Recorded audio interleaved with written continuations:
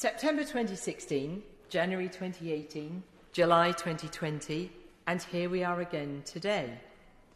Madam Deputy Speaker, members of the public might think that everything that can possibly be said about restoration and renewal has already been said, and they might also think that we should just get on with it.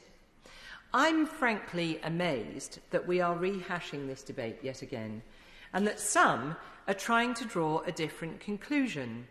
We debated restoration and renewal at great length in 2018, and we even achieved royal assent for the Parliamentary Buildings R&R Act.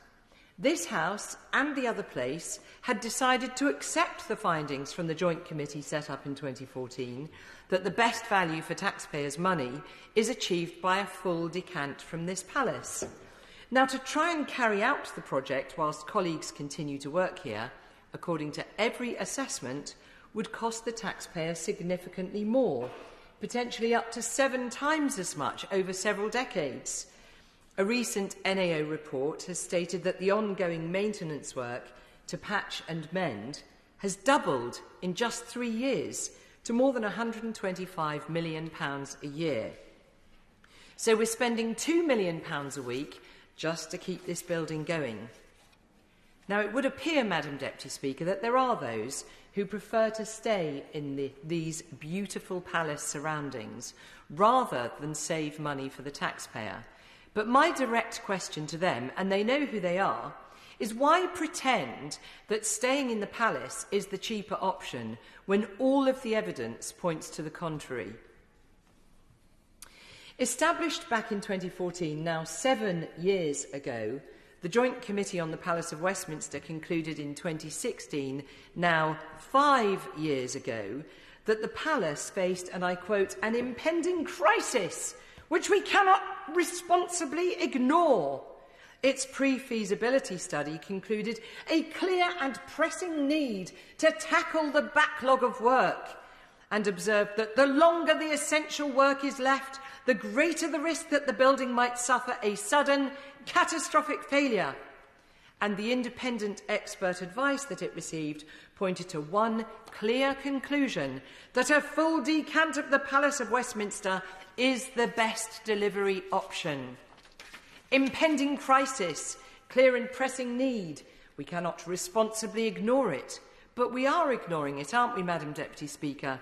So my question for the leader is, why is the one clear conclusion from the independent expert evidence that he himself heard when he was a member of the Joint Committee now being disregarded? And why is the clear decision of this House and the other place in 2018 now being watered down? To suggest that previous debates proposed profligate expenditure is utter nonsense. So going round this circular procrastination serves only the purpose of the procrastinators. My right honourable friend has described at length the excellent work that has been undertaken to install fire breaks and sprinkler systems, but as he knows only too well, there are also other potential catastrophes that would require an immediate and potentially multi-year evacuation of the entire palace. Those could happen today, tomorrow, over the weekend. Such catastrophes could include an asbestos leak from anywhere in the basement or the many chimneys that rise up through the palace. It could include a major collapse of stonework. He will be aware of recent cases of falling masonry. So far, I'm pleased to say there's been no damage to human life, but he will know that our right honourable friend, the Attorney-General, did fall victim to a stone gargoyle crashing through his car windscreen whilst in the car park. And masonry has fallen onto paths that is regularly used by members of the public and colleagues. Other disasters that could befall this world-famous building today, tomorrow, over the weekend, include major failures in the electrical, sewage, gas and water installations that make up the bulk of the spaghetti of wiring and pipework in the basement. Much of it now well beyond the patch and mend approach being taken to this work at a cost of £2 million a week, Madam Deputy Speaker. And in today's debate, we should surely be considering the very design of the basement itself. I know that those members who want to stay in the palace make the case that the mechanical and engineering works that make up the vast bulk of the restoration can be done in bits and pieces, so that they can therefore move between this chamber and the other place without any incremental cost or difficulty.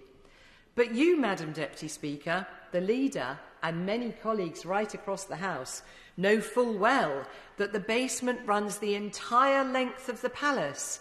So to shut off one part of it whilst MPs can occupy another would be vastly expensive, time-consuming and incredibly complicated.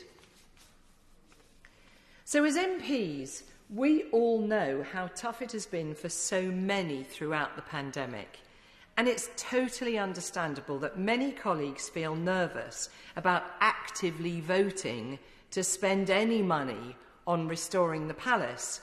For many, it's easier to kick the can down the road, ignoring the rising costs and risks to the palace, in order to avoid facing up to having to pass an outline business case that would approve the cost of restoration and renewal. However, all colleagues should be aware that there is significant upside to the restoration of this UNESCO World Heritage Site. And that is the fantastic opportunity for UK businesses, for UK crafts, old and new, and for apprenticeships right across our country. The work carried out here will become a showcase for the best of British for future generations. And not only that, but engagement by the R&R sponsor body has identified that 75% of the public want to see this place restored. They might not know what goes on here, or they might loathe what goes on here, but they don't want us to let it sink into disrepair, or to see that the most famous and iconic building in the world is lost due to our mismanagement and failure to act. And there is one more factor to consider here. Quite apart from the fundamental issue of saving the taxpayer money by volunteering to move out whilst the restoration takes place, there is also the need to provide proper contingency arrangements for our democracy that any 21st century Parliament needs to have in place. Democracy has not been functioning well during the pandemic. The leader has himself admitted that ministers have had an easier ride, whilst the majority of MPs are absent from this House.